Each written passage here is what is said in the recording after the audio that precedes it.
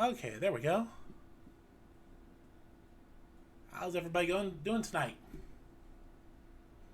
Well, yeah, I see a couple new things here. Got a little neat little intro going on. Whipped that up 5 minutes prior to the stream. I got a nice little background now, so I can do some cool chroma key stuff. So, who knows?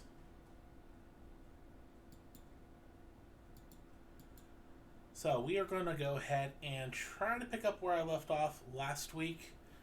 Now I know I was having some issues trying to get the users to be able to enter a user. I was able to figure that out offline, so we now have the ability to do a little bit of extra stuff. Now last week you guys said my audio was quiet, so I'm going to turn it up a little bit. Let me know if it's too loud for you guys, okay? There, turn it up a little bit. Let me know if it's good for you guys this week.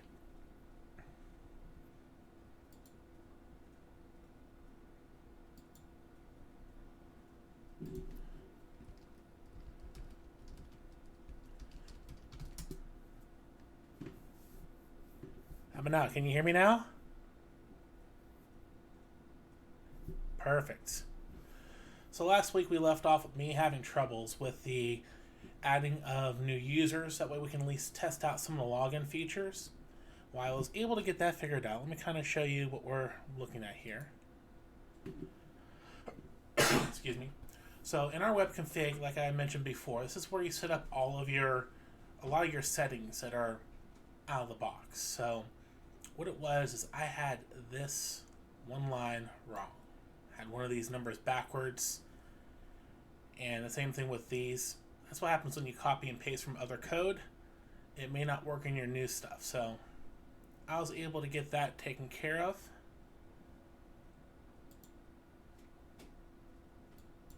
So let's go ahead and add a user here.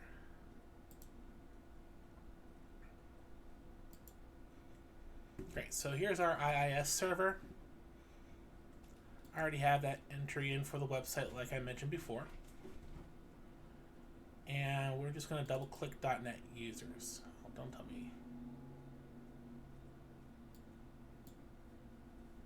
Wait a second here. That's what happens when you don't test stuff beforehand. Can't see now is cool.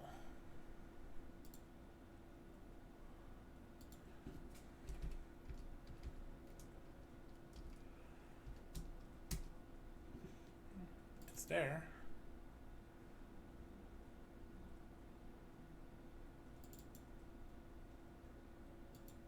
Which one are we under? We're in this one.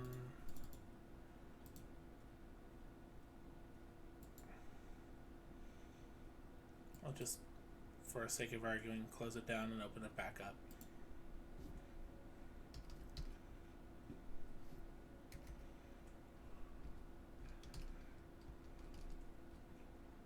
Oh, I forgot. I'm running the server version, so I have to go a different route than you guys.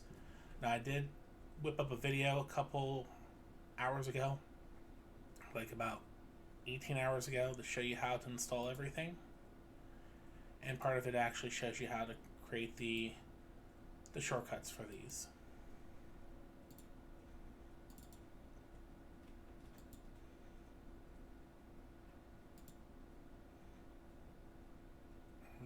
Where this one? You know, look, it shows the thing. So there we go. Just had to refresh the tool a little bit.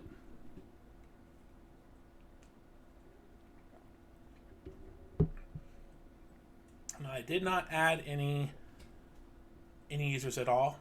So once it's done doing its thing here, you'll see nothing. Not a darn thing. So let's go ahead and add our first user here. Username. I like to use emails for your usernames. Makes it real easy so you don't have to have people fighting over, oh, I wanted to be Guy Cohol versus somebody else wanted to be Guy Cohol.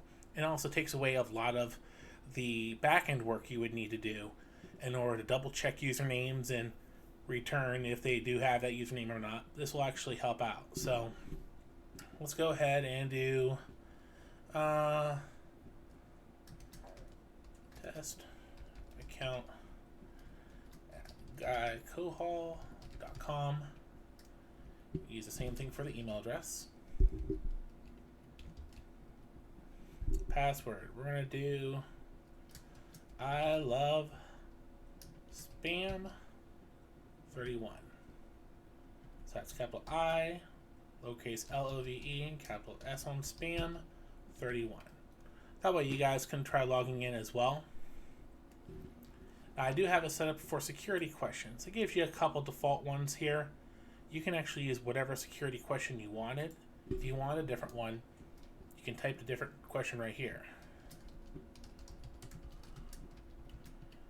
And then the answer.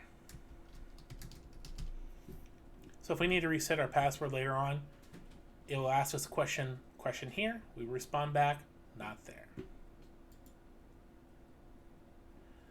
This is later on when we start setting up roles. You can actually set up admins, super admins, moderators, so forth. Now these can also be by the group, by a set of pages, by a post. There is a lot more you can do with these than you actually think. Because right now I'm just doing the basic set of roles here, a basic set of usernames. You can actually have multiple parts of a website with multiple sets of membership. Think of it kind of like, what's a perfect example? Like Microsoft Teams. Each business has their own set of teams, but you can't see another business's. So each set of memberships would have their own set of roles, own set of pages that they can see, and so forth. It's actually very easy to set that up in the database side.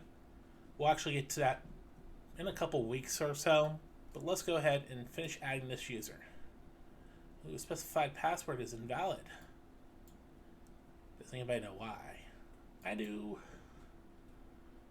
Where's our specifications here? Enable password reset, enable password retrieval, question answer. Oh, it doesn't look like we have much set up as far as what the password is required. So let's see if it does allow us to do it on the server side. Get our server back up. I'll just cancel this guy out for a moment.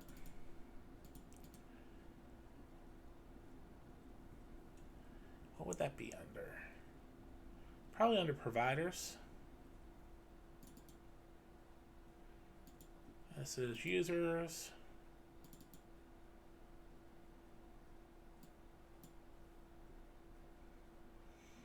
We only have a couple things here.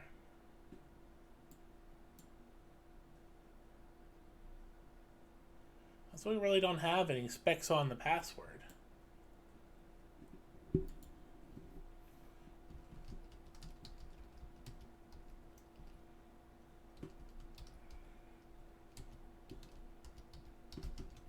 Let's just search the web real quick to see if we can find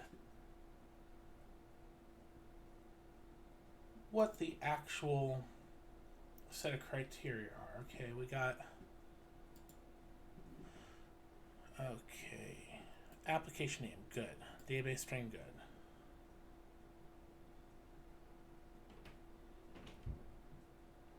Require a unique email. Okay, unique email, true. Password format is hashed, good.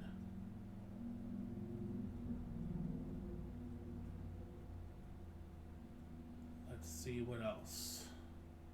We got require question answer, yep. Here we go.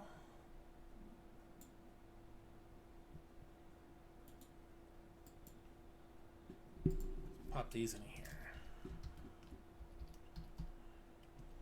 So max invalid password attempts 5. Minimum required password length 7.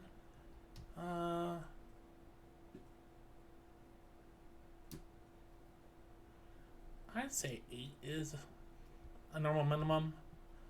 Minimum required non-alphanumeric 1. Password temp window 9 or 10 minutes. That's right. So retrieval. Okay, so that should do it. let's go ahead and save it. Again, let's build this sucker. Whenever you don't build your website, it throws errors like crazy, especially like when you create a new page or do something here in the web config. You always want to build. The easiest way to do it is just to do Shift or Control Shift B, or you can just do Control B. Since we only have one project in the solution, you can get away with Control B. Let's pull this back up here. Now, as you see, it'll actually display you a couple more things here compared to last time. Whenever you rebuild, it takes a second for it to dismount and remount everything back up. So bear with it a second. We do have some more things. Yep, see. Perfect. Let's go ahead and try to add a user this time. Add user.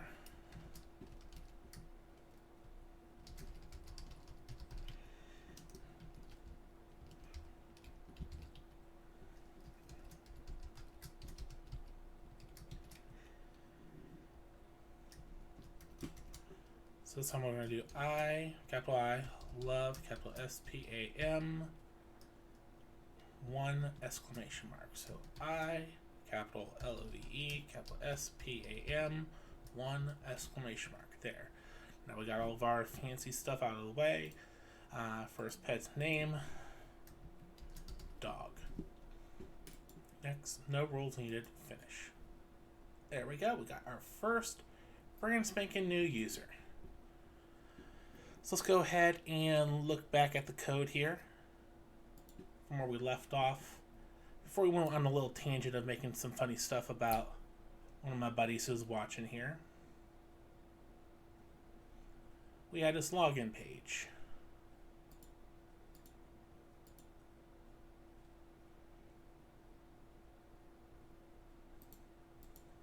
Let me see what the website is again.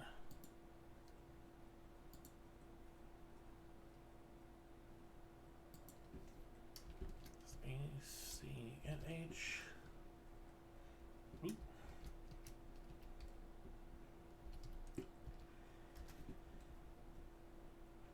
So looking back at the web browser here, you can actually point your web browser yourself right to this web address, and everything will be right there as you see it on my end as well.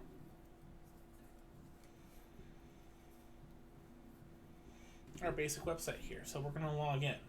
Click login. There's a wonderful little login box. What did we use here? We used test.guidcohall.com, then capital I, LOVE, capital SPAM, 1 exclamation mark. But how do we know if we're logged in?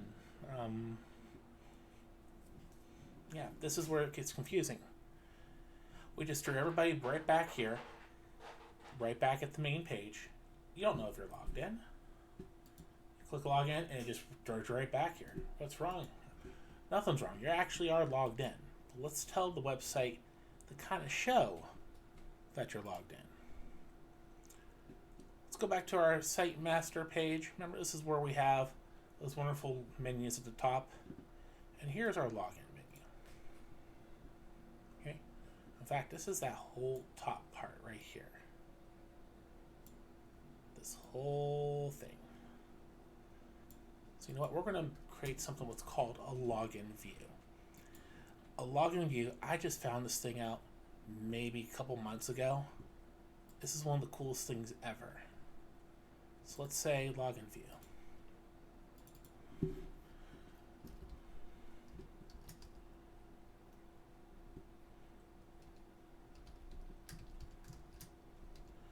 We're just going to name it LV logged in out. Now, if you've noticed on my previous video, I went ahead and used things like TB or L. This is what's called a naming convention. When you go to the code behind and you're trying to find one object out of everything, Knowing this is a login view allows me to scroll down to just those things. Like these, I can name these like LI and then what they are, just so I have more control over them. But we don't need to go that far right now. So the cool thing about anything in ASP.NET is all IntelliSense. I hope that makes sense. But okay, bad joke. So since everything begins with the left pointing arrow, or less than sign. If you hit the less than sign, you see it gives you a couple of options here. So we are going to do one of these. The anonymous template is when you're not logged in. So we're going to go ahead and do that one first, since we already have that set up right here. This is the anonymous template.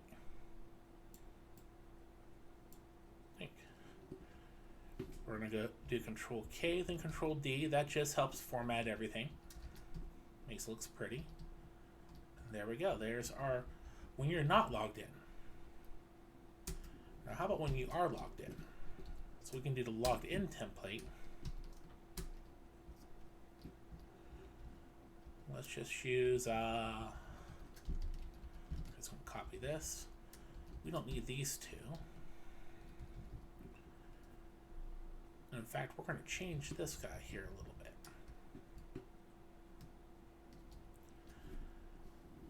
Now the A tag, this is basically your hyperlinks.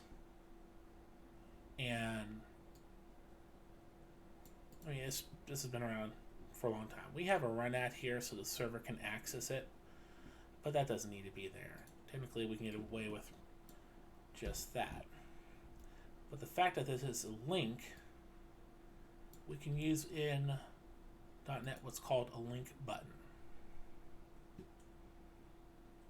Where are you at? There we go. So basically what this does is it still puts out a link like you would expect it to put out. And by link, let me show you what I mean. It's like these. If you look at the very bottom corner, well, I actually can't see that on this view.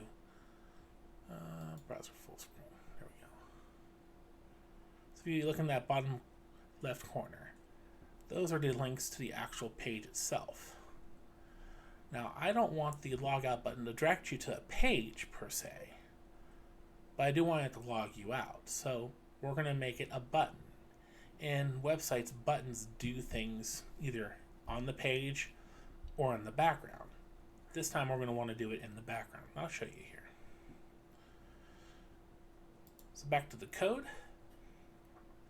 We've created a link button. We're just going to call this LB for link button.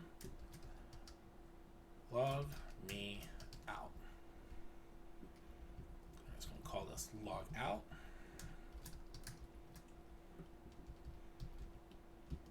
I'm going to save. So just to show you what I've already done here, we're going to build this guy. Let's build and flip back to the browser and hit refresh. As soon as the page comes up, as long as it keeps us logged in here, you'll see this top couple buttons change here.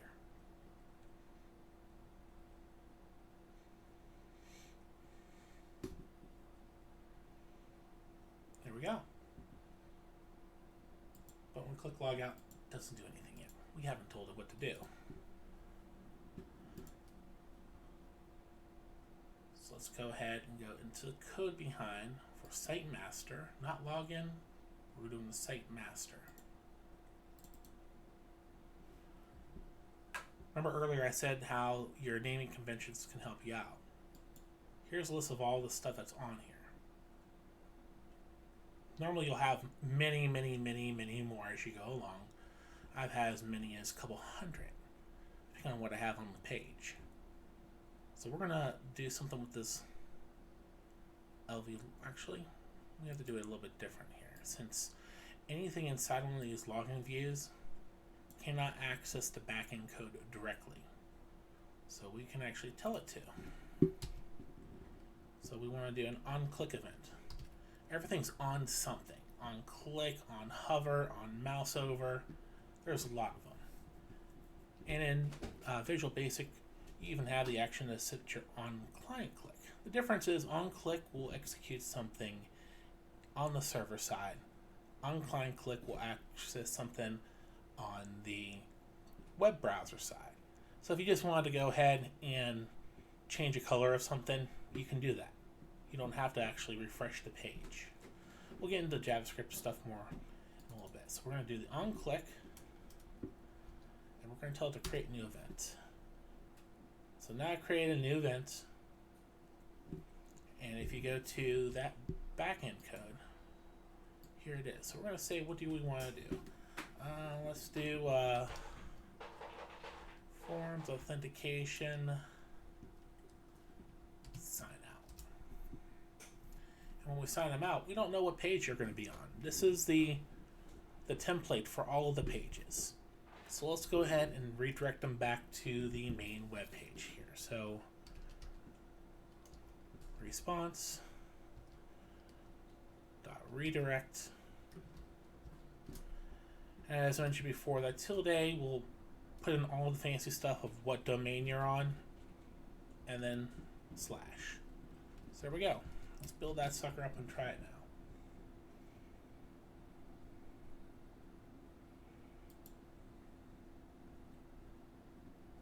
Let's refresh the page here.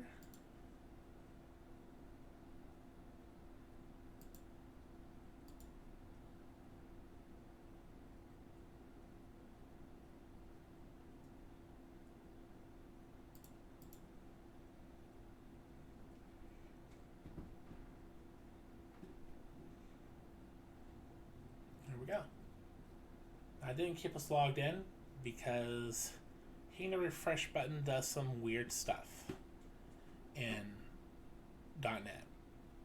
So whenever you need to refresh a page, you click on the web address and hit enter, and now it'll actually get you a fresh copy of the page.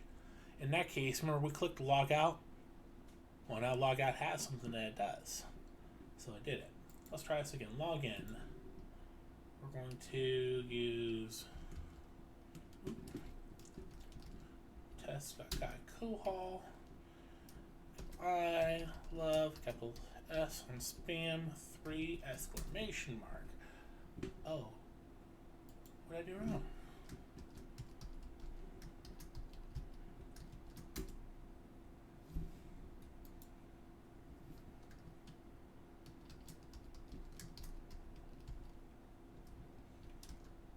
You know what? I think I may have had my cap locks on.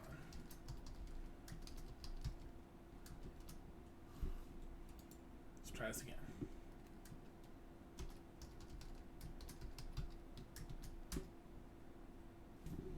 And this is the fun part about it. Knowing that you've messed something up, but you don't know what you messed up.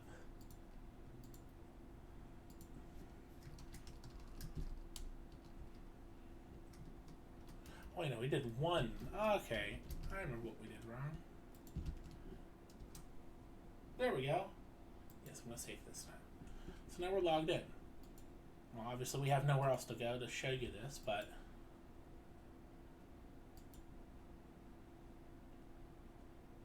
we click log out. Oh, the old stuff's here. So let's just create another page just so I could... Actually, let's put the contact page up back in here. Just so I can show you what I'm talking about. Let's just grab the contact page.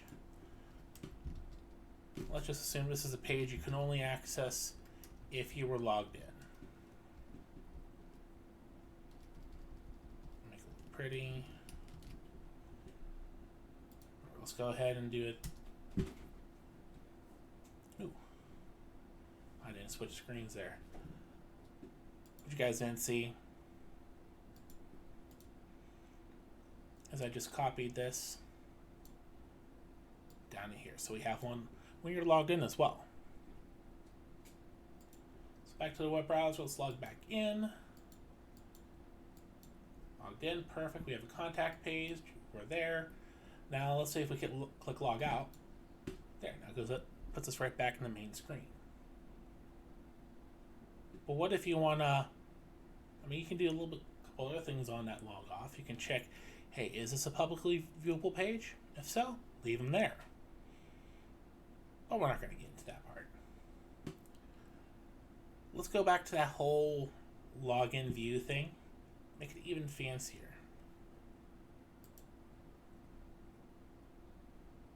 Let's go to our main page. In .NET, most of the ASPs, the page called default, right here, this is your main page. As you see, here's our general Tron with ASP.NET, the free website framework. If you look at the web browser, ASP.NET, free web framework. So that's our main page. But let's say we want this to show like a feed later on. Okay, we can do that. We don't have to make a separate web page for it. We could. Or we're going to get fancy. Let's go ahead and set up another one of those logged in views. We're just going to call this one LV for logged in view. Main page. So again, we have the when you're not logged in set of pages. When you're logged in set of pages. We're going to put this guy under the not logged in part.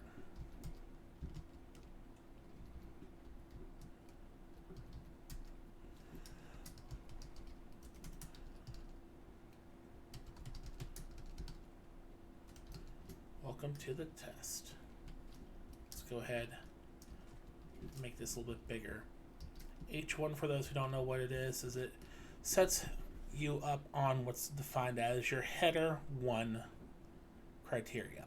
If you've used Word before, you'll notice that there's header 1, header 2, 3, 4, 5, and 6. Same concept for web pages. We have header 1 through 6. You can define a header to be a specific size, boldness, and everything to kind of show you what they do.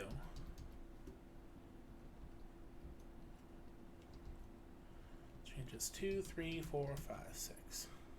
There we go. Let's go ahead and build that sucker.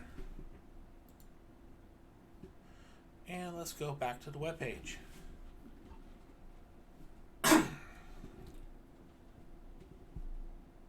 I've already went through and refreshed it.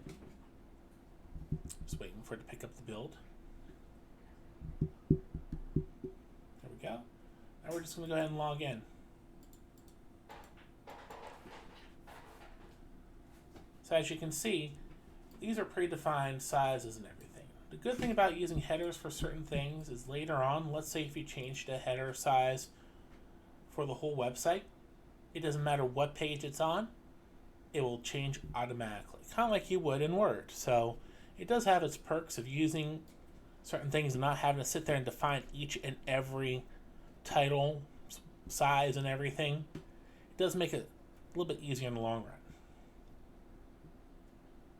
So let's also go ahead and, since we have the ability to log in, we should know who's logged in, right? So let's take a look here. Back to our master page, since that's where all of our template is.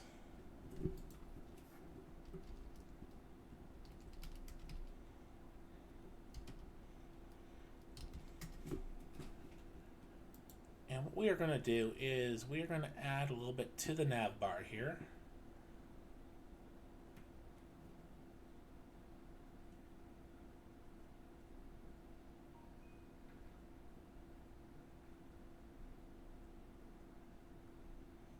So let's see.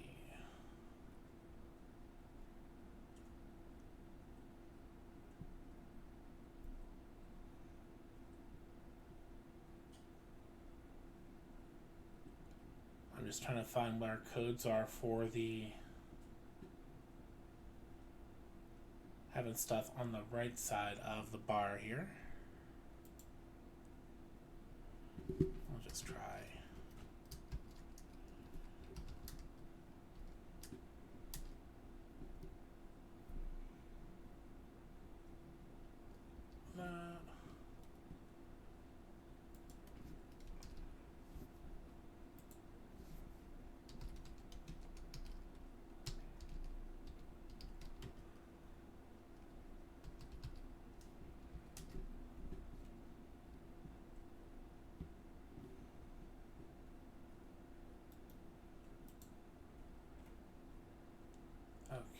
so we already have our nav bar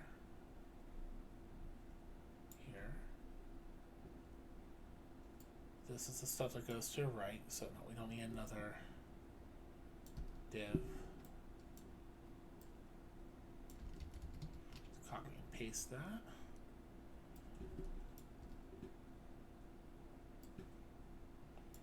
As I mentioned before, a lot of the stuff's already done for you. So there's no need to reinvent the wheel here. So let's try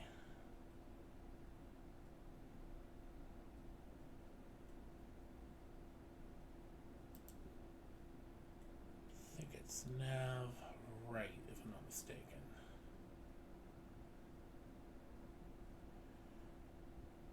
I'll put this nav bar. We're going to do nav bar nav. And then I think it's mr-auto.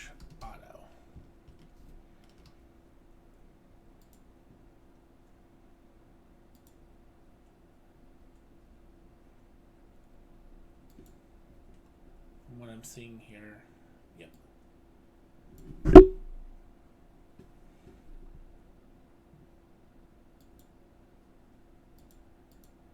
So that should push whatever this is all the way to the right hand side. Now the good thing is .NET again saves a day by giving you the login name. There are ways to change this later on to show first name, last name, whatever you want. Screen name. Let's see what this looks like here. So going back to our web browser. Let's just click home so we can refresh everything. Same thing as clicking in the nav or the address bar and hitting enter.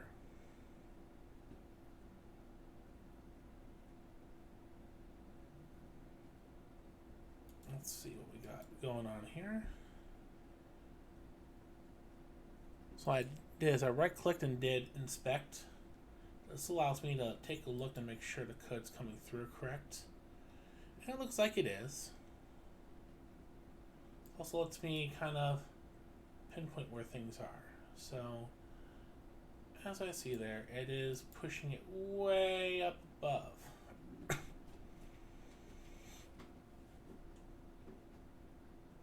Not sure if I'm missing anything here. Let's go back and check.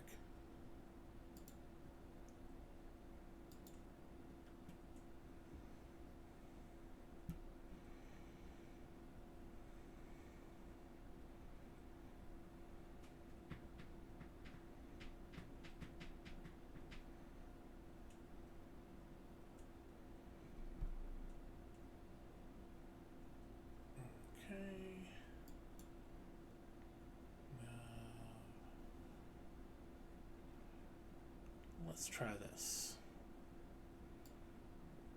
Instead of telling you to do that, let's do style, float. I want this to float to the right. Let's see if that does the business here.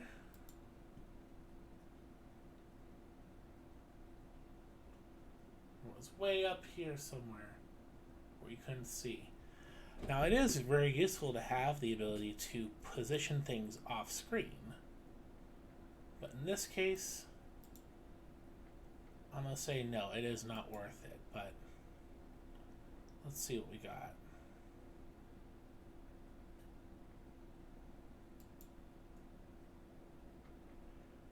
So I'm going to play around a little bit using our inspector. What happens if I take the float right off? Let's turn it off. Well, it just puts it right there. Now the example I've seen didn't have this nav here. Let's take that off. No, we want nav back.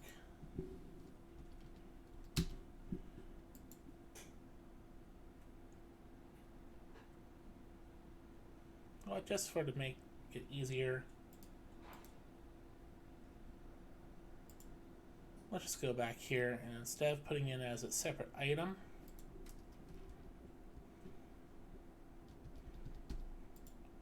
let's go put it in with the other stuff, just for the moment. There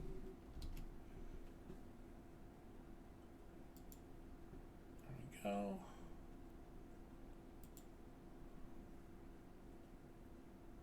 Click home.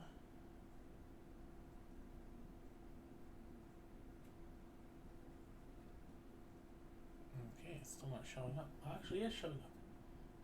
Barely see it. So this is telling me something here. That's not the code that we were using to try to put it to the right. Something to do with the code that's in here. So I just right-clicked it, did inspect,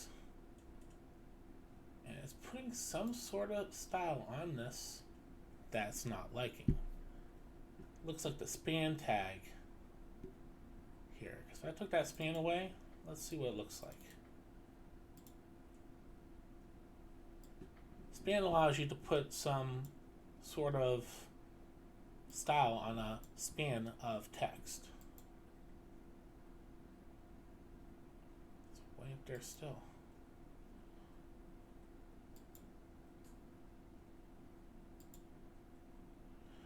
Oh, I know why. This had derp written all over it. Link. Link. Link. Not a link. So we can do this two ways. We can do it the easy way, which I'm just going to tell it to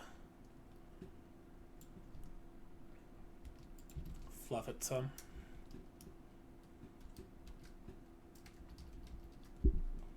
The hard way would actually be using a hyperlink or link button from our toolbar here. So you could have done a link button, you could have done a hyperlink, but we're not really doing anything with it right now. So for the moment, let's just check this out, see what happens. Go back to the browser. Let's refresh that. Drum roll.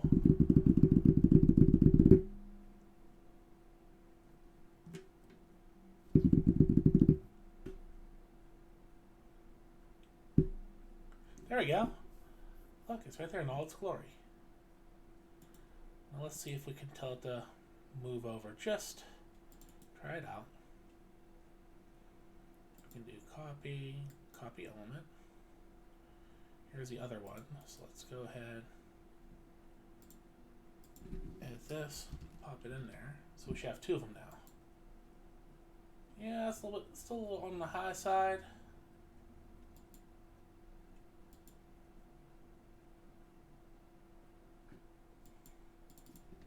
Let's see if we can do it the way it's set to.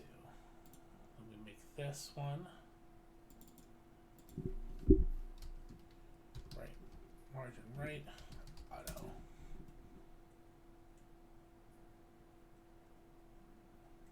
No, I'm going to have to figure that one out here.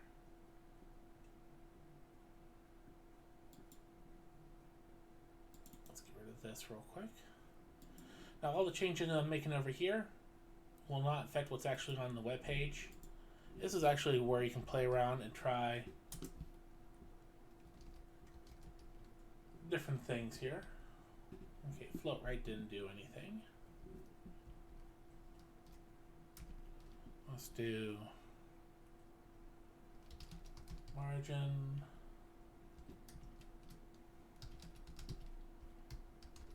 left to auto.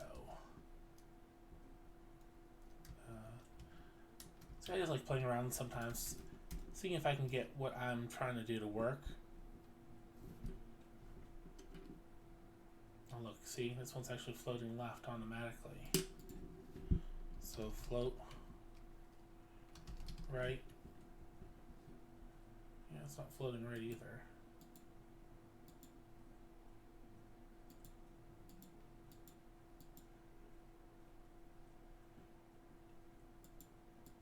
This is how I actually learn how things work, just playing around. So just to refresh everything, so it's showing exactly what it should look like, this is what we're doing. Now, click that, it does nothing. We can do a drop down later on, it allows you to do my account and stuff like that. We're not going to get into the super fancy stuff just yet, but we will. If you guys have any questions of what we're trying to do on this section, anything, let me know. If you have any questions, go ahead and put them in the chat room, and we'll see what we got.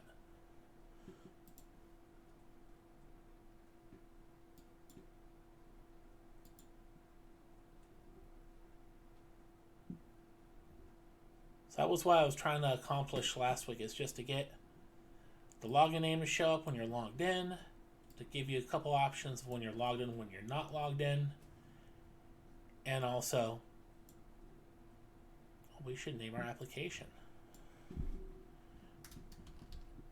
Animal Crossing New Horizon Social Club. I like that.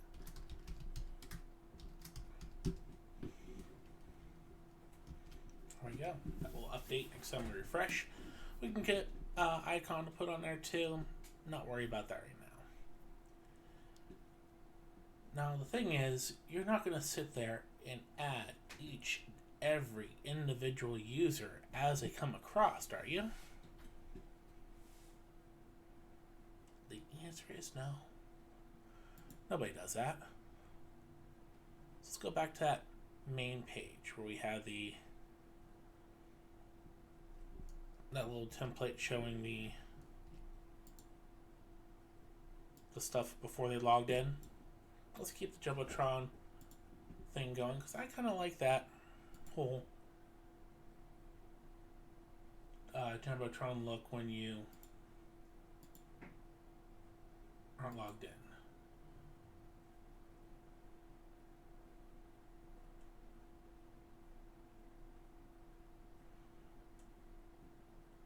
Let's double check to see what that looks like so you can kind of get an idea. Big, nice, you can see it. Gives you this nice little box here, so let's go ahead and do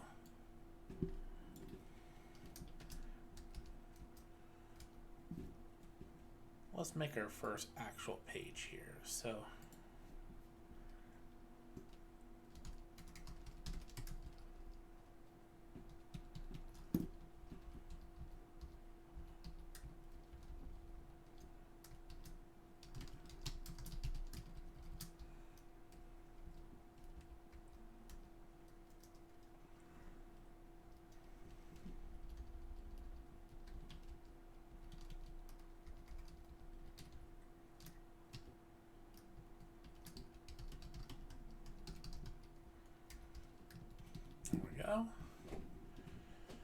and we're going to change this as well. So, I mean, we can leave it actually pointing to a web page. Let's do the server, or run that server real quick. So the server will pick this up, and then it will know what this means.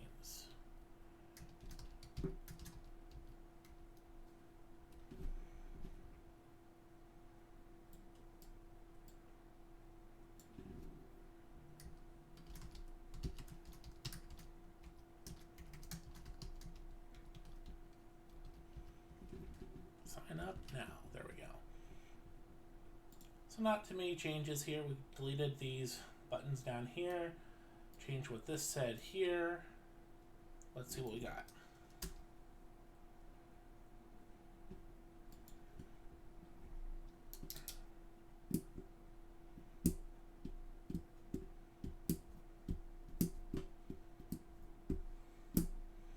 Now if we click this, it's going to give us an error.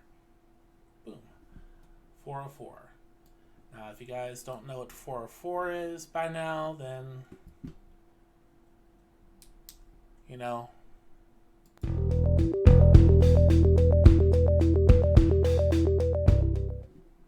it's not found.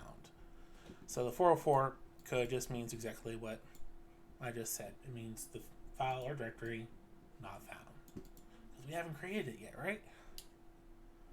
Well, we still have a couple things to do before we can create that.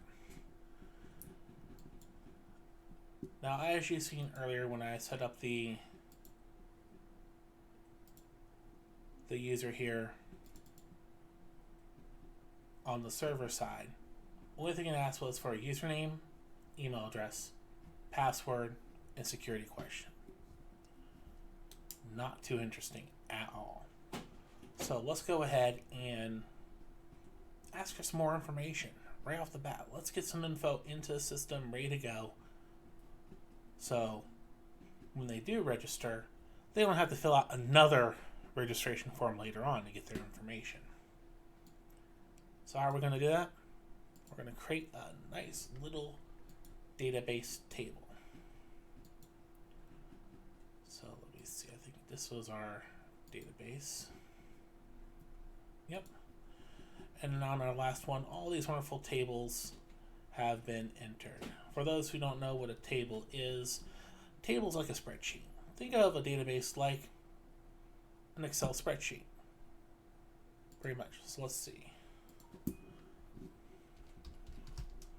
We have the Excel spreadsheet. Whoops. So let's say this is our users. And we want to have some user profiles.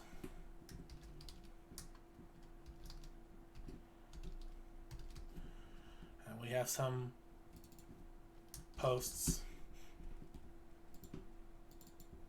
auctions, or whatever we want to do. So each of these spreadsheets is considered a table. And in fact, you can do format as table and create an actual what they call a table. And each of these columns are something different. So this might be like the user ID, not to be confused with user name. You'll see later on. We can do first name. If I can spell RST, name, last name. Good enough for this example. Screen name.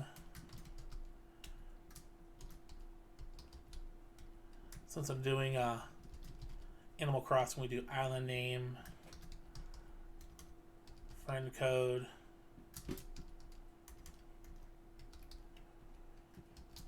is friend code public. So as you can see, I can create basically a database out of an Excel workbook. And we have all these other tables here. So that's basically what we're going to be doing, is creating a table inside of our database here. So new table.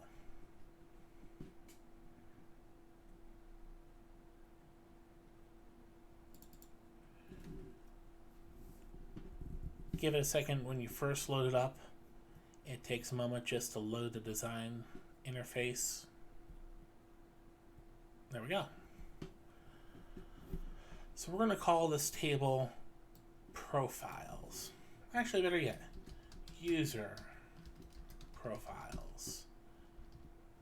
And the reason why we're going to call it that versus just profiles is because there is already stuff in .NET called profiles. So we want to make sure we don't get them confused. So user ID, as I mentioned before, you want to have an identifying factor for each record. So something that does not repeat itself. Let me kind of give you an example here. So in my database here, let's do my movie database, for example. Here's a table that holds all my movies. Now if I show you some of them here, every movie has its own ID. Now this ID number is not seen by anybody at all. Nobody even knows what the ID number is for Crocodile Dundee. Nobody cares what the ID number is. What this allows me to do later on is when I'm editing stuff, I can say, okay, I want to save this to record 2643. The database knows, oh, 2643 is this whole thing right here.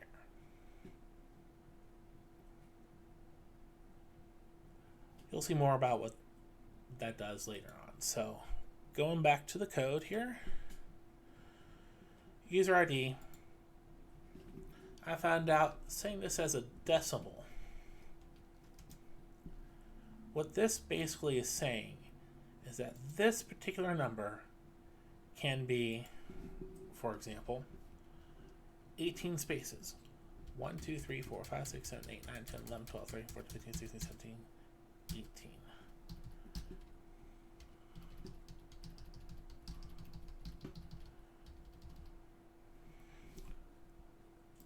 Ones, thousands, millions, billions, trillions, 100 quadrillion. Is there a possibility we're going to have that many users? Maybe. But just so we don't have to go back and fix stuff later on, we're going to set this up as decimal. Now the nice little thing about any server, any database server out there is you can tell it to automatically set this ID number. So you do not need to track the ID numbers whatsoever. You don't care what the ID numbers actually are. Like I said, later on, they're not going to matter. Just because of the fact that when you try to find a user and matches this user ID to another record, you'll see that later on, you'll be able to say, okay, what's the rest of the information? That's all I care about. So to auto increment here, we have identify or identity specification. We drop that down, is identity. We're going to set that as a true. To cycle through true or false or any option, you just double click it. There you go. Increment 1, and we're going to start at 1. That's all that means.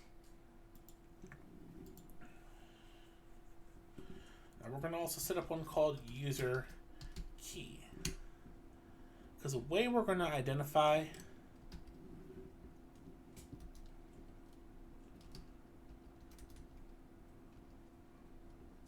everything is through what's called a unique identifier. What is a unique identifier? Glad you asked here. So you may have seen these weird letter number combinations in the past. If you've done anything with editing like registries or Windows registry specifically, or anything where it might give you an error, you will see a code kind of like this. This is what we call a GUID, or a unique identifier. It is 32 total letters and numbers, and those letters and numbers are hexadecimal. So for those who aren't quite familiar with hex, I'll put my handy dandy notebook up here. Let's see if we can get Sublime. Notepad. There we go. Handy dandy notepad. Still good for some things. So in hexadecimal, they use 0 through 9, just like we use in a decimal system. And then they use some letters. So we got A, B, C, D, E, and F.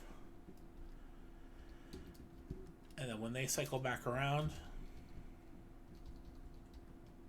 these are technically, if you want to look at them right,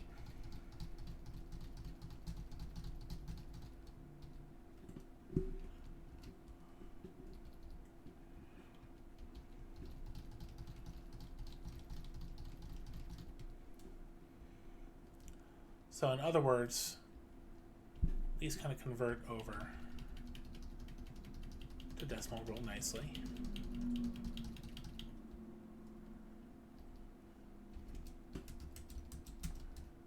Oop.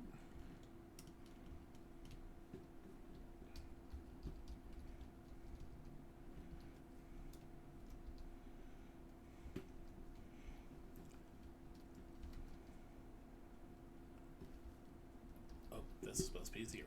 Ha.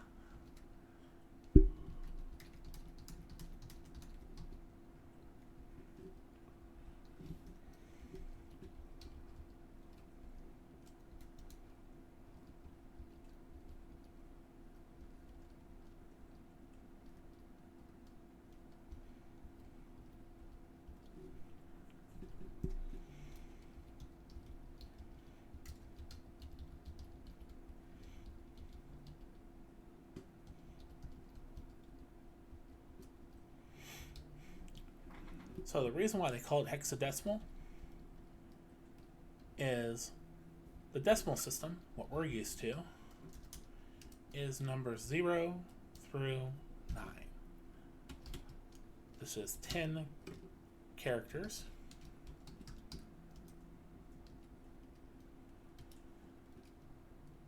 Which, if we remember math, decky is 10. So decimal means 10 numbers. Hexadecimal, hexi, deci. So that's 0 through 9 and A to F. So which is pretty much just 6 plus 10, or a 16-digit number. Why did I go ahead and explain all this? Real simple. So to get the value of that,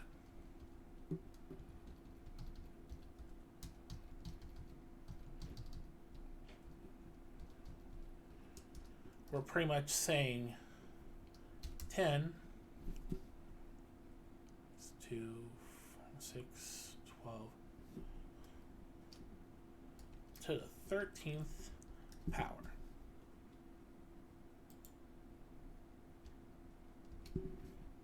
Calculator. Okay. So 10 to the 13th power. 10. Why is it doing to the 10th? Oh, I know why. Let's just do it this one. Clear. So 10 to the. Gotta love these calculators. Standard, scientific. 10 to the 13th power.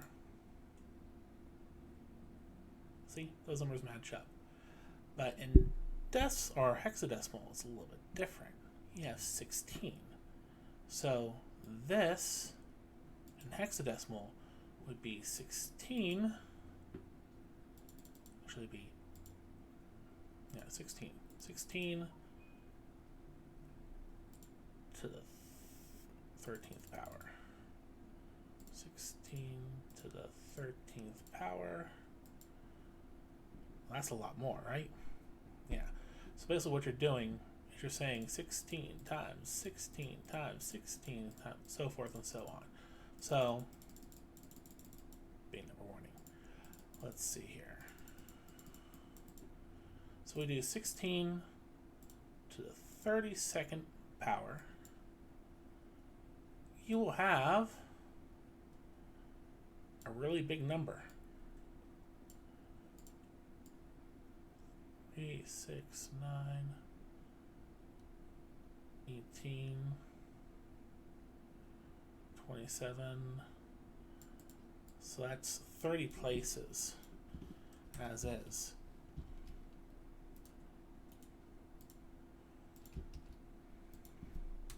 And it needs 8 more. This is how many combinations you have in a unique identifier, give or take. I'm not really doing the math, I'm just rounding down in this case. So this is why they use unique identifiers versus using the decimals, but in our case, decimals will work for that. But the unique identifier is used in this situation here. So we're going to utilize this user ID here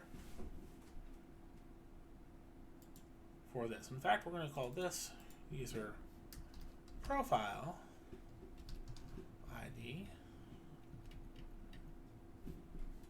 And we're going to call this the user ID. I'll pre-warn you guys that sometimes Visual Studio doesn't like you. It's fine. It's really good at recovering itself.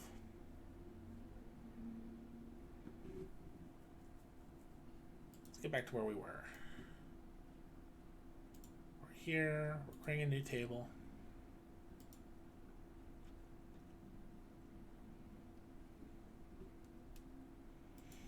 So this is user profile ID as decimal. Set up our identifier. We're good there. Correct spelling issues.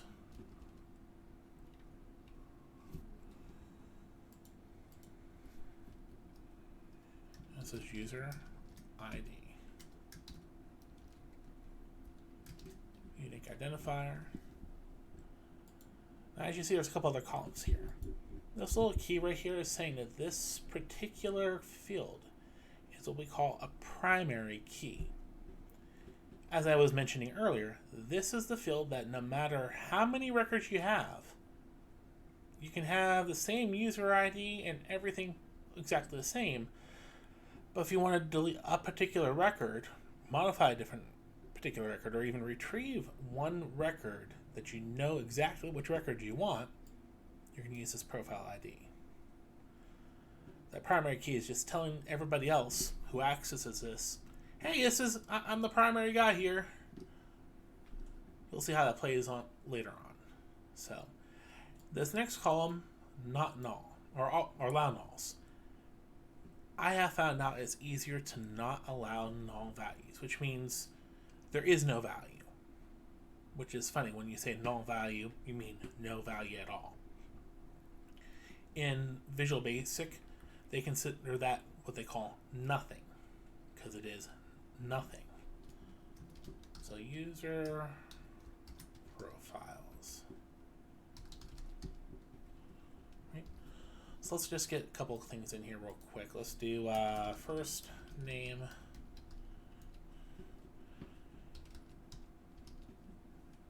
You don't know how long people's names are. But if there are 256 letters for first name, then maybe they should use a nickname. Same thing with last name.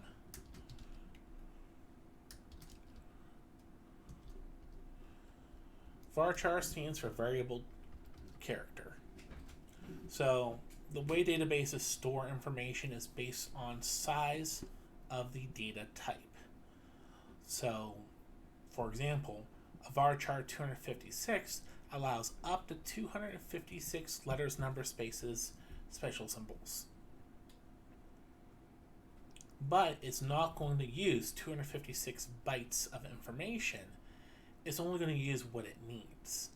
Now there is one just called char, which just does that. It creates a space 256 bytes big for this particular field. But we know not everybody's going to have that size, so we'll go there. So next we're going to have friend code.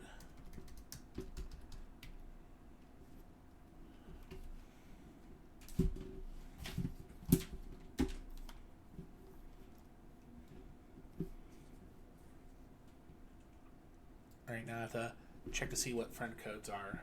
So I have to pull up my switch here. At least the format.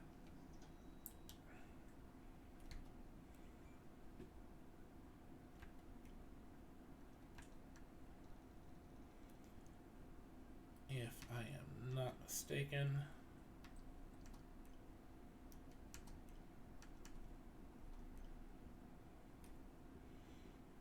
yep, they are 12 digits long. So they're always going to be 12.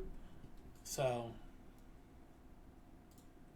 we can do char 12.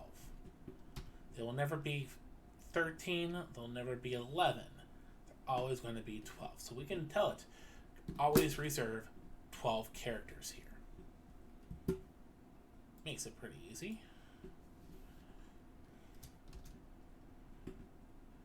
Is friend code public? We don't want their friend code to be public if they don't want to. So we're going to use a bit. Bits are nice. True or false. They have two values you can have, 0 or 1. Oop, I forgot to switch back. You're over here watching me going. So there we go. Wait, where'd it go? Oh, that's right. It restarted. Un momento, por favor. And there we go. Haha. So friend code char 12. Is friend code public? Is a bit, so true or false only. We also don't want them to not put a value in here, but we're going to default to 0. 0 is false. Okay. On top of that, we also have designer code.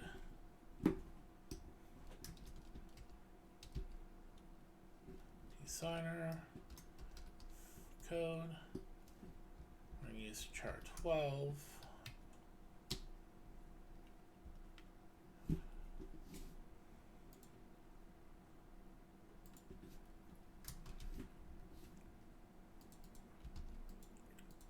Designer code public.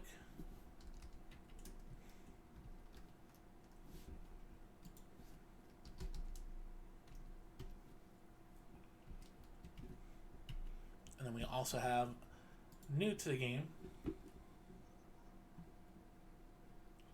dream code. Not dream code. Yeah, dream code.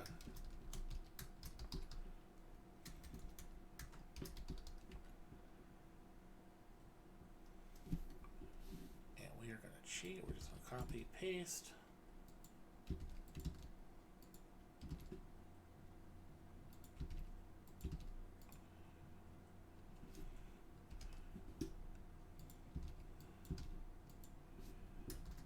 Stream code public. Okay. Not null. Not null. 0. Alright, so that's basically at least something to get started with. We can always add more to this later on as we go. We can always remove stuff as well. So let's go ahead and update the database. So we're going to click update here. It's going to give us this little pop-up. Maybe tell us, hey, we can't really do this. Sometimes it says like this. Okay, when it says this doesn't have any red text, we're good. We can just go ahead. Well, you guys aren't even seeing that. There we go. We get this little pop-up box. As long as there's no red code here, it tells you that you can't do it. And it doesn't have this update database button. That's when you know you mess something up. So we are updating, we're good. Update complete. See confusing stuff? This is what I actually did in the background. Do I understand half of it? No. Do I need to? No. So let's go ahead and create a link to the data now. Now, if you did your install for Visual Studio's last stream, I didn't tell you exactly what to select or what not. In the setup, there is an option to select link to SQL. Let me see if I can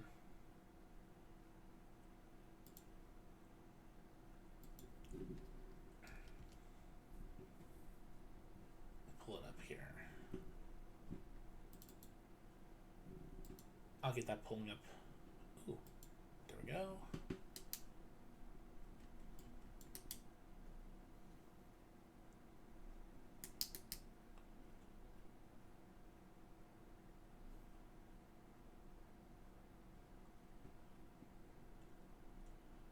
If you guys have any questions at all, please post them in the chat there. So I told everybody just to install everything in the web and cloud one. You only really have to install these two.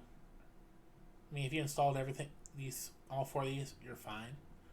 But the key components you're going to need additional link to Sql Tools. This is going to be how you actually access your database without having to learn 50 million other ways to do stuff and then have to, because the old-fashioned way of doing it is you had to set up a connection to the database, then set up a request, then go ahead and enter all your values that you want in your query string, and then execute your request, and then it gives you a record set back. That is like way out of date now. So what I can do is I can do ahead and do add. I'm right-clicking on app data, by the way. Specifically this one because this folder is dedicated to processes to access the database or deal with data. So when I right-click that, I do add. Now my thing ain't going to come up here on the bottom. There's nice little things where you can add a class or XML file. It gives you some options. We're going to do add new item. Let's go to here. I don't think we have it set up on this one. Let's try this again. Let's go to references, see if we actually have link set up real quick.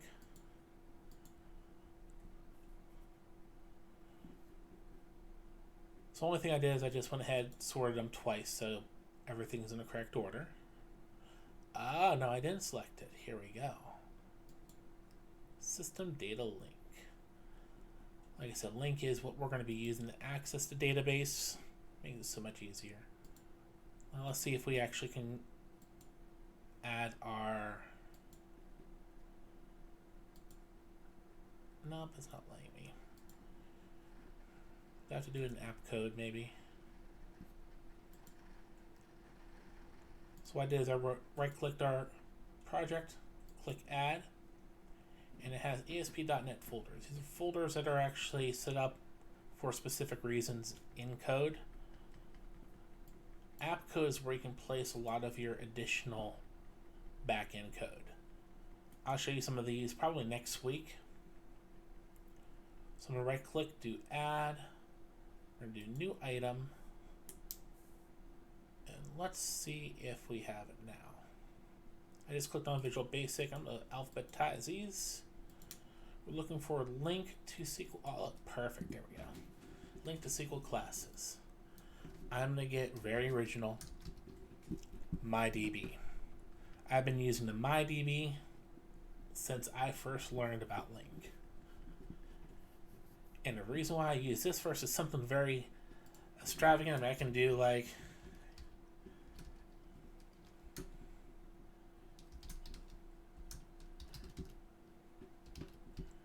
the issue with doing something like this is you have to remember this huge long word.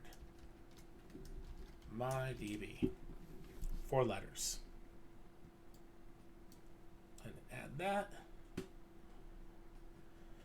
And you get this wonderful little screen, and this is where it gets very, very confusing. I'm going to go to my database.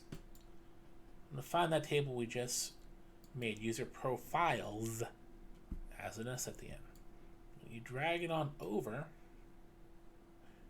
user profile.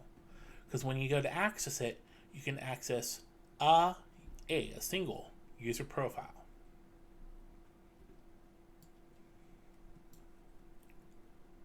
And then here's all the fields we set up here. Look, the little primary key thing. See, that is important. Very important to make sure that's there. We're just going to save.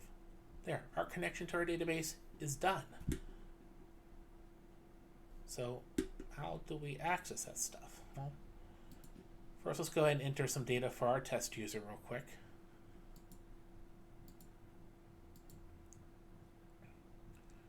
When you get their unique username here, so we're going to show table data.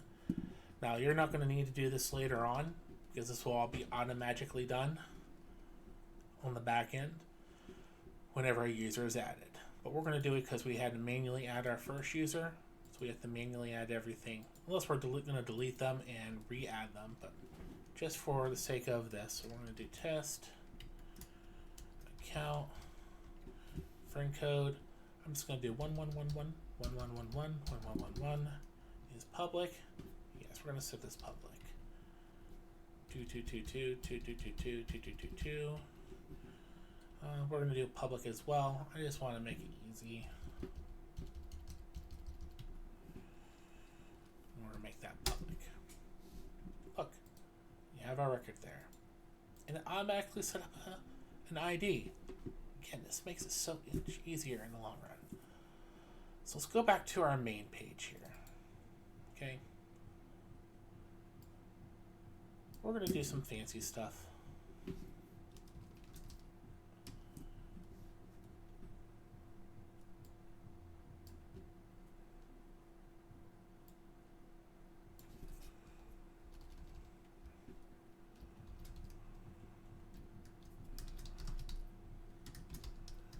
So we set up a friend code.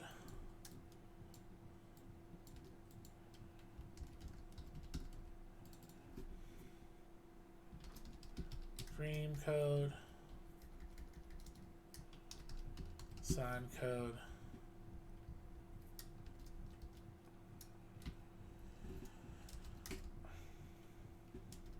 And we're going to go ahead and create some labels here. Now the last name labels are real nice. They give you a little placeholder for data that you're going to need to put in later on. So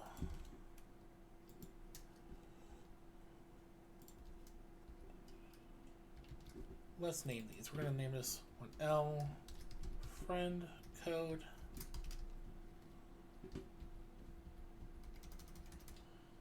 L dream code. L design code. So let's go ahead and delete these real quick.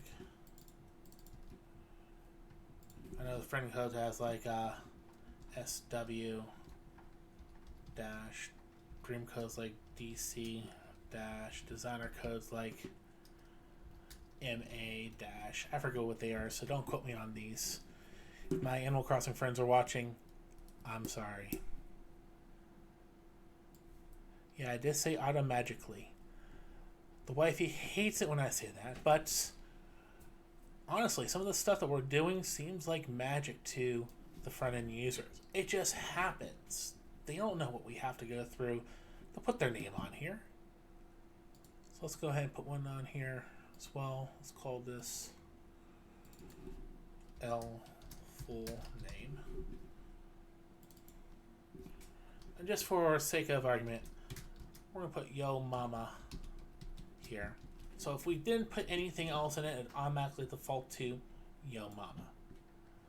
Let's put some defaults here too. Just in case they didn't enter in one of the other ones. I'm not going to make them enter in any of the friend code or the dream code and design code off the rip. Let them have the option for that. But for the friend code, use that so I can make sure that if somebody is trying to sign up and they do already have an account, I can use their friend code to kind of decipher, hey, look, you already have an account. We went ahead and automatically sent you an email with your username and a link to reset your password. Fancy stuff we can do. So let's go to the backend code for default.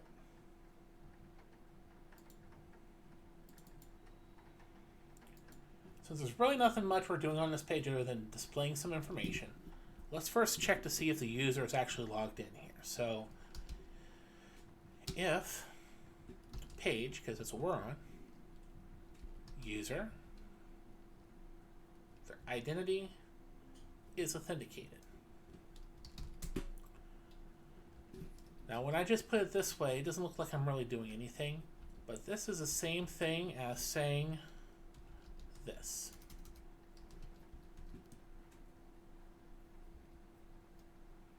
Because this is technically what we call a function. It's going to return a value back to us. And if we check, gets value that indicates whether a user has been authenticated. It's going to return back Boolean, true or false. Technically, I don't even need the parentheses there because they're kind of assumed in this case. When you do functions, you will need parentheses if you're going to put some parameters in there or whatnot. As you can see, it's telling you right here, hey, look, this doesn't use any parameters. In fact, see all these underlined? That's just telling you there is something wrong here. What's going on? Pardon me. So, with all if statements, you should have an else. It's smart to do it so you can keep track of where you're at. You can even just put a comment here. Do not a darn thing. So if you remember me earlier, we created that wonderful file called MyDB. That's our connection to the database. So let's open that connection. Dim MyDB as new. Give me a second. I always fight with this here. Sometimes it likes us to be in the main root. Sometimes it doesn't. So I'm just going to put it there for the sake of argument. And let's build a sucker. Not a darn thing. Why didn't anybody correct me? Darn, not darn. Build successful. So we're good there. Let's try this again. Dim MyDB as new. Okay.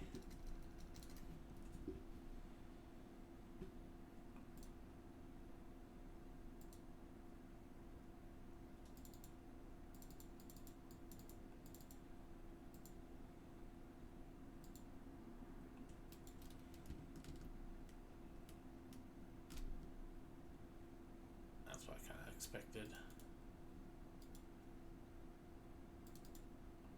Should be content. Just for sake of argument, let's just do imports. Allows you to bring additional stuff into your project.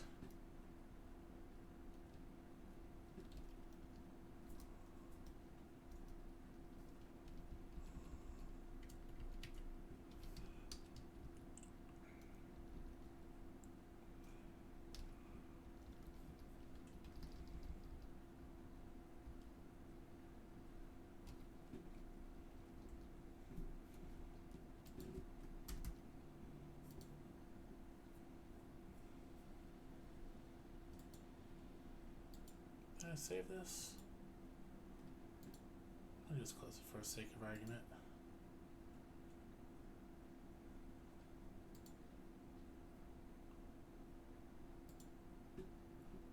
I'm gonna check one of my other projects I just started working on here.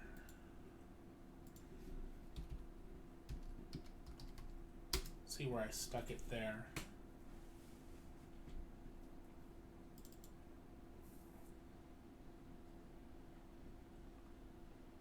Let's see.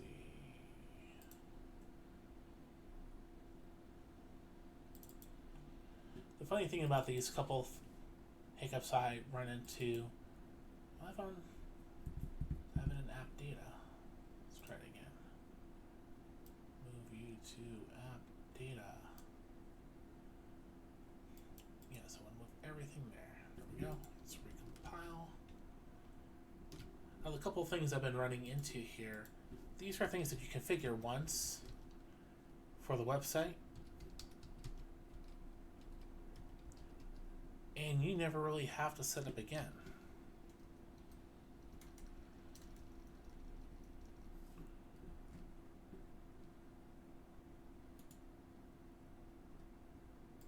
Let's see.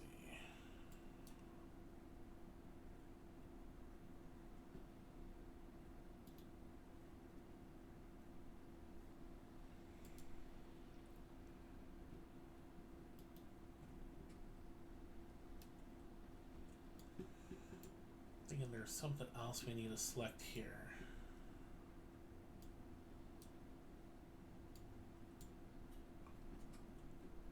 So I'm just opening up another project on a different screen real quick.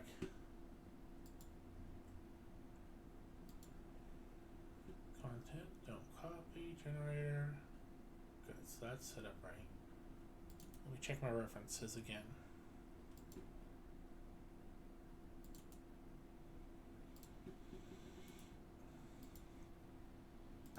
And just double click name to make sure everything's sorted. And now it's going to be down in the system.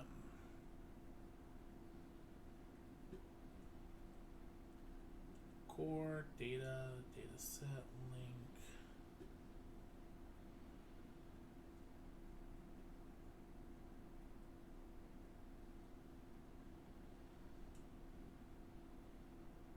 Services. Just going to put on a couple of these other ones here that I know I'm going to use eventually.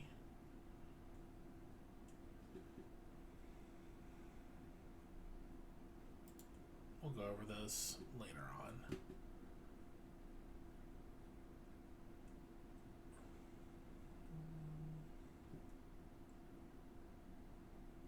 Dynamic data, that's selected. Entity, extensions. That's good. Anything else with link in it? Those are selected.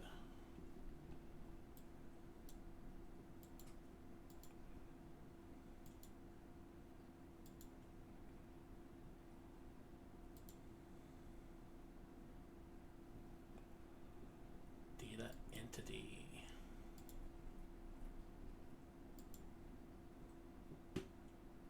Now let's try.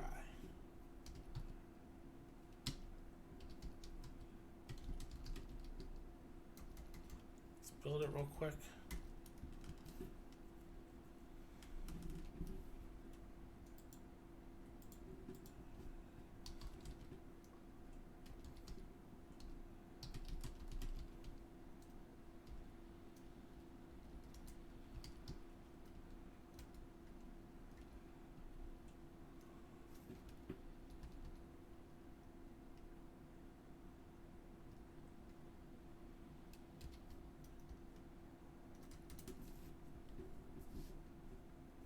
Now I'm missing one little small something or another.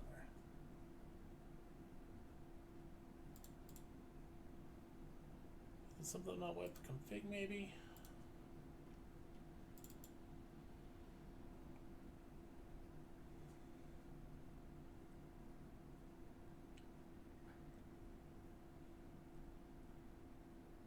System web.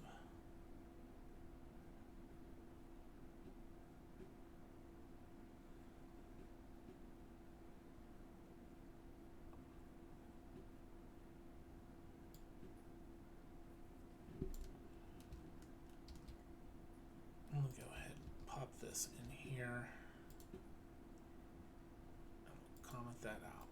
So basically this is what we were trying to add in. I'm not sure if it has any, if it's going to make any difference, but let's try that. Let me see if there's anything else I can think of.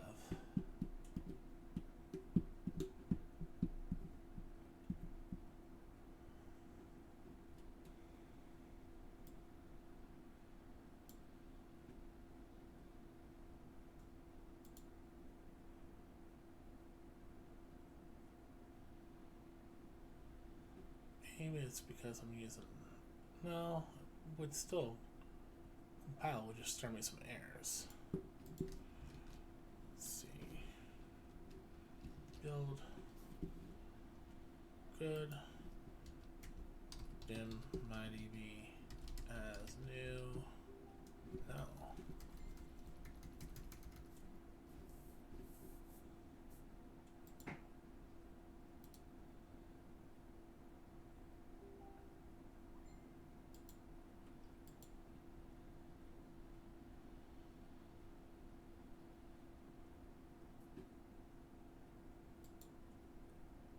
Okay, so we're gonna take a quick pause here as far as the database goes. I'm gonna have to figure out again what's going on in the back and why I'm not able to see the database stuff. I'll let you guys know exactly what I had to do in order to get that back up and running. At the end of each stream, I want to kind of go over some basic programming stuff with everybody so they kind of know what I'm doing here on my end, kind of so you can see what's happening.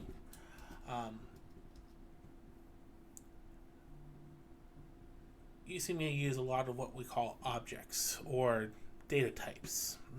They're sort of synonymous, but not synonymous.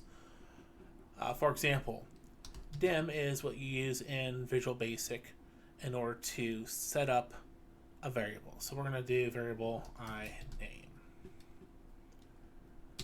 So when you do it like this, it doesn't know what sort of type of variable you're doing. You can do iname equals hi. Then you can do iname is equal to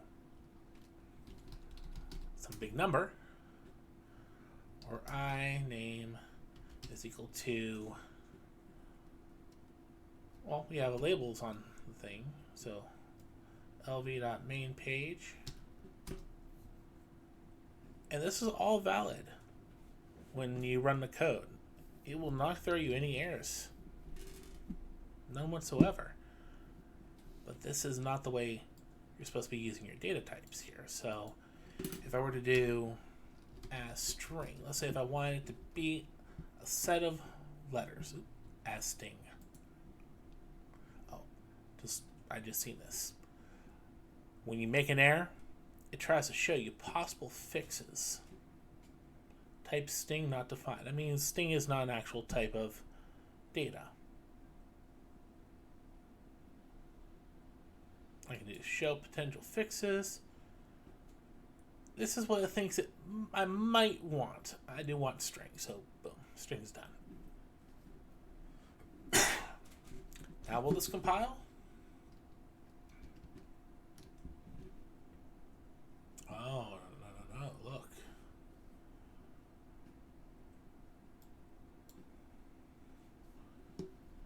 Well, we can pretty much see it here. Login view cannot be converted to a string. That is true. I mean, we can do like .toString, and that would work. But yeah, you're not going to get the same thing here. Now the question is, why did this one work? Well, you can convert numbers to a string without any issues. But if you try to do the complete opposite,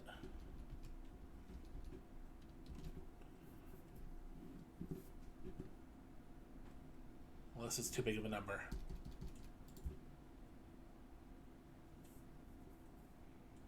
It should throw an error on this one if I try to compile it, because it cannot. Oh, it's letting me, but it's not. I'll show you why. Even though it might compile, even though it may not give you a little underline error, when you go to your web browser, that was the sign up we were trying to go to earlier, so.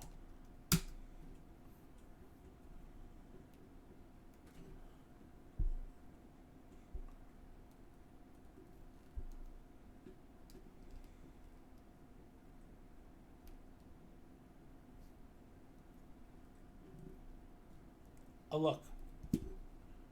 Input string is not in a correct format.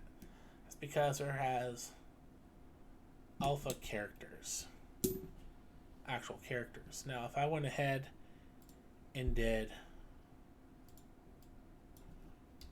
that,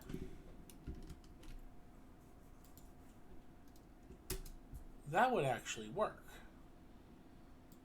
So I went ahead and refreshed the browser. It's working. See right here working.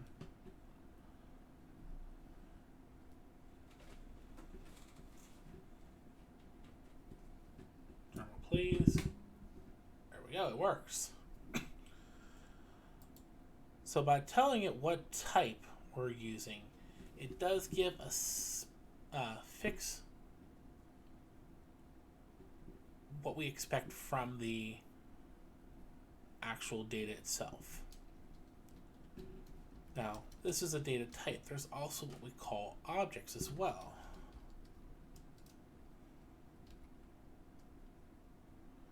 So like, for example, mail message. Let's just call this something different, or let's just call it MSG. And some of these we have to tell it to do anew. And the main reason why is because some of these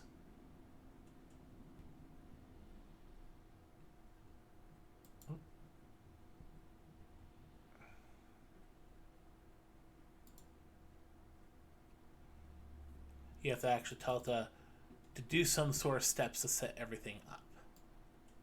Let me see if I can find one here that we can use.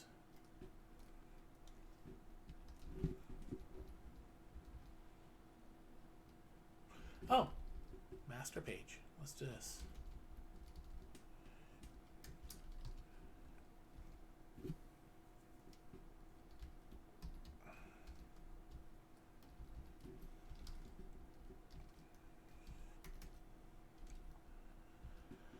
So master page is an object that can contain multiple data types.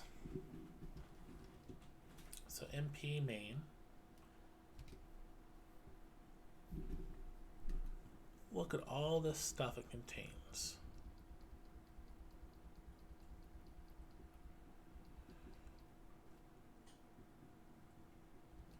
Let's say if we wanted to do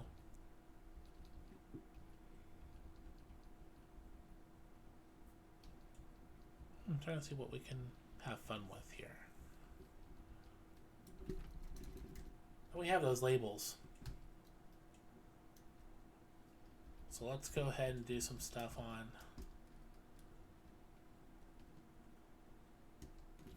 we're on default. You know, these labels, but they're inside of this template. So now we have to grab those labels. So we can start setting this up, even though I don't have the database stuff set up yet. You can kind of see what we're doing here. So if they're identified, let's grab some stuff. So let's do lFriend as well. This is technically a string.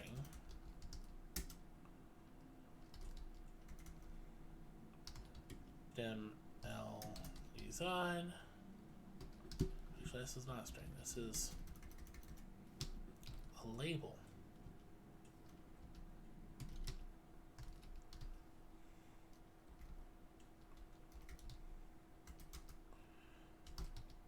Dim L dream as label. Dim L name as label. So as you see, some of these already have underlines in them. What's going on?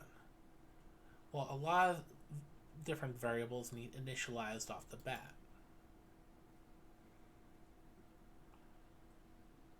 So, I mean, we didn't really utilize any of these yet. See, unused. But we're going to use them, so we can ignore those for right now. What we're also going to do is we're going to pull those particular labels from that LV main page. Remember we set that up earlier? Where is it at? Right here.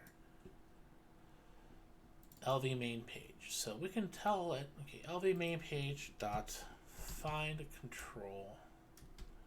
And we know what this one's called. lFriend code. right? Yeah, friend code. Dream code.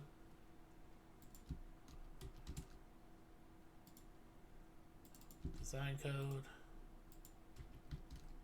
Oop, these are backwards.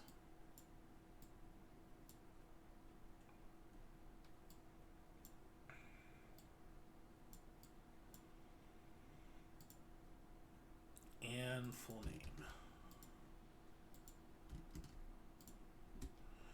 You may wonder why I just paste those like that.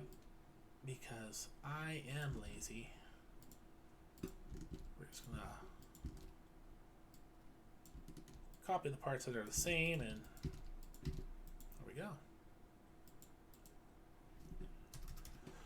So let's mimic what we're going to be getting from the database. We're going to get a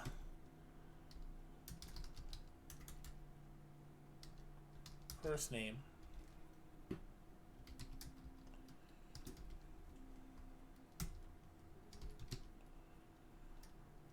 Oh, we can go one further. There we go.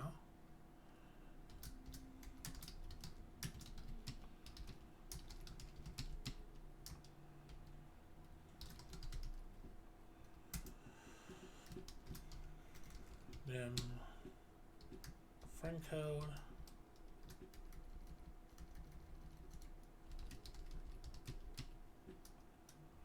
This is going to come back just like that. Friend code, design code, dream code. There we go. We'll just do FR just for keep everything the same. 2 2 2 2 2 2 2 2 2 2 2 2 3 3 3 3 3 3 3 3 3. So let's go ahead and pop these in here. So we know name, L, name. We want to change the text. We're going to make that first name. The and sign will join together two or more variables, or in this case, we're defining an actual string here. Last name. There we go. So this next part, we can get a little bit fancy here. Since we're going to have to do the same set of code, we can do a function. So let's do private function. Let's call this one code splitter. Now we're going to put this in another little thing later on. That's going to make it easier to access this from other web pages. Because we're going to need to split codes up not just here, but other places as well. So what we're trying to do is we're trying to go from number to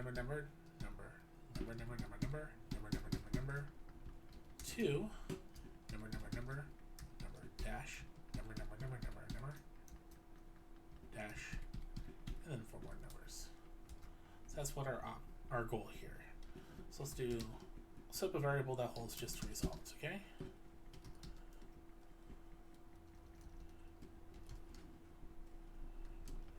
As string equals quote. Okay, empty string.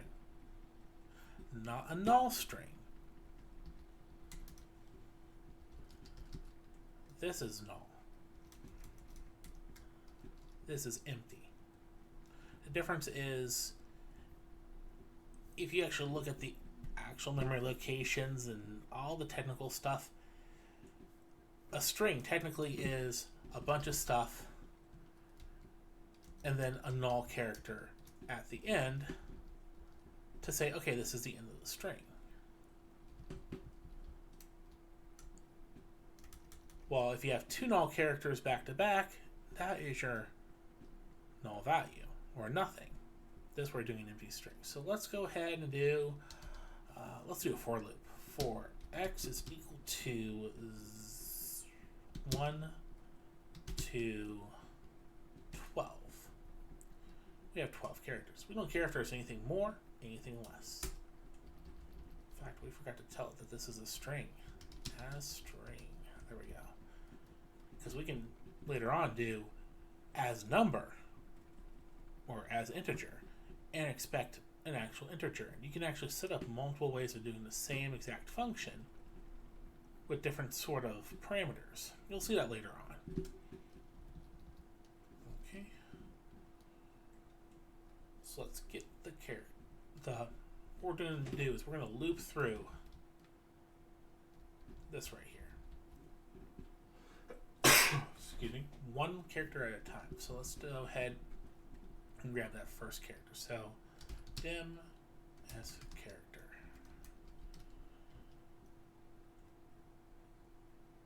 Equal to. Mid is an old function used back in the day to get some characters from the middle. Okay, so we have two different what are called overloads. I was mentioning that earlier with the code thing. We can accept a string, where to start, and it'll just go from there to the end. We can do a string, where to start, and how many characters we want. So that's what we want here. Now x is going to increment starting at 1 and go to 12. So we're going to use that as our placeholder of where we need to pull. Our string obviously is scode.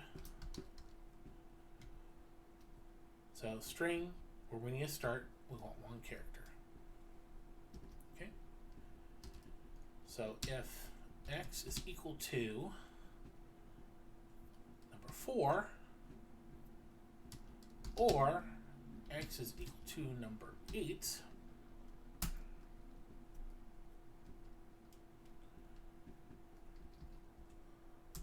is when we're going to do something special. So we want on character 4, which is this one here, or that one here. So let's do this. Let's take the result, and we're going to add whatever s char is. Okay. This is the same as saying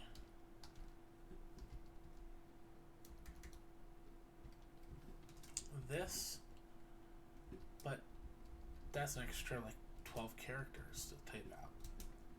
So it's just saying add to and then store back into result. We're going to cheat. We're going to grab this because we need that here too. So if it's the 4th character, we've already stored character 1, 2, 3, and 4 into result. And then we're going to add a dash into there just for good measure. So it's going to loop through 4 times, so or 12 times. First time through, it's just going to store the character. We're not on number 4 or number 8. Same thing with 2 and 3. On number 4, we're going to go ahead and after the 4 characters added, put the dash. That will get us our end result here. And we're going to go ahead and return back to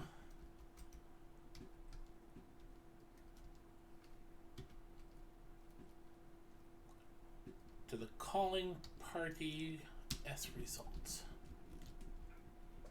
So how's that going to work here? So we're going to do L design, the text is equal to code splitter. And what code are we using? This is design, so that's SDSC. Make better variables.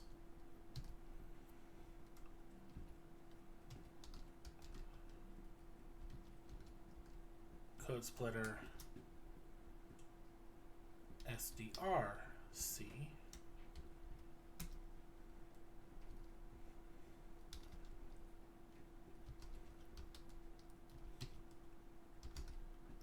Code splitter SFRC. Yes. Compile this. go back to our browser. Just going to refresh everything real quick so it's a brand new copy of everything.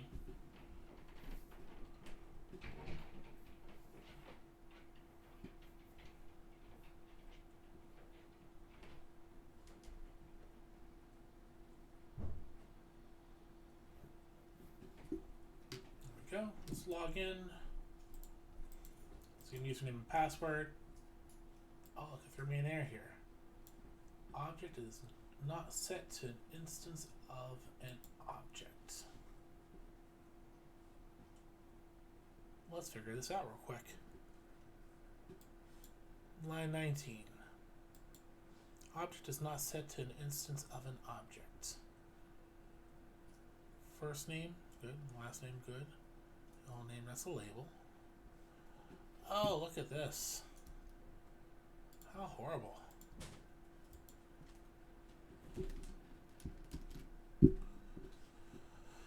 I just went ahead and fixed several errors at once here. Now I was expecting it's going to look for whatever you put between these quotes as what it is in between these quotes. So if I put a space, it's going to expect to have a space in there, but we didn't. So hopefully this time through, let's see what it gives us. Drum roll, please. Ta-da!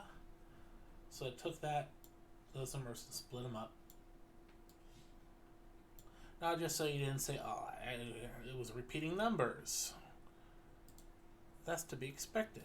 Well, let's create some non-repeating numbers. 2, 4, 6, 8, 1, 3, 5, 7.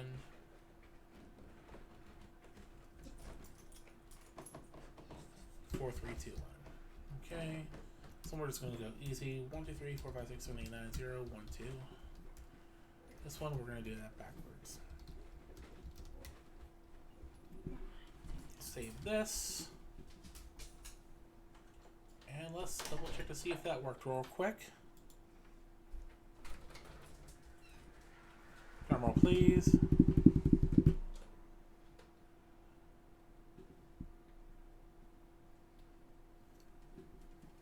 I wish there was a way that this would load a lot quicker, but that's Microsoft. Oh, look.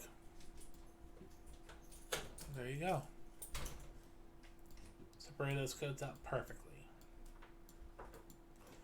And that shall do it, guys.